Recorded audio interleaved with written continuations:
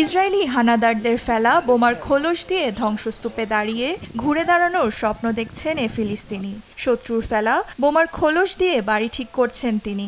যে বোমা ধ্বংস করেছে বসতবাড়ি, তার খোলস দিয়েই বাড়ি পুনর্নির্মাণের চেষ্টা চলছে। এই দৃশ্যই বলে দেয় কতটা করুণ পরিস্থিতি এখন গাজাবাসীর সামনে। মোহাম্মদ মিকদাদ ইসরায়েলি হামলায় গৃহহীন হওয়ার পর রাফা থেকে পালিয়েছেন খান ইউনিসে।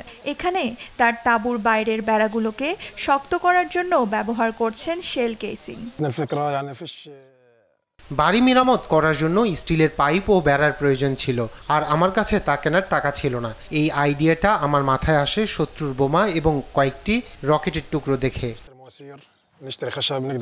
ঘরবাড়ি ছেড়ে পালিয়ে মিকদাদের প্রয়োজন ছিল একটি নিরাপদ তাঁবুর বাড়ি। তবে তা বানানোর জন্য প্রয়োজন স্টিলের পাইপ, যার খরচ বহন করার মতো সামর্থ্য নেই তার।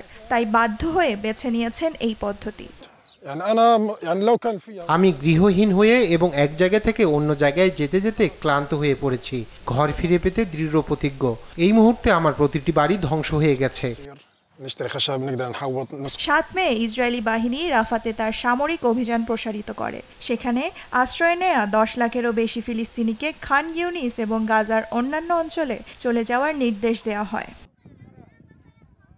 দেওয়ান মুবাশশিরা হোসেন, নিউজ ডেস্ক, দেশ টিভি।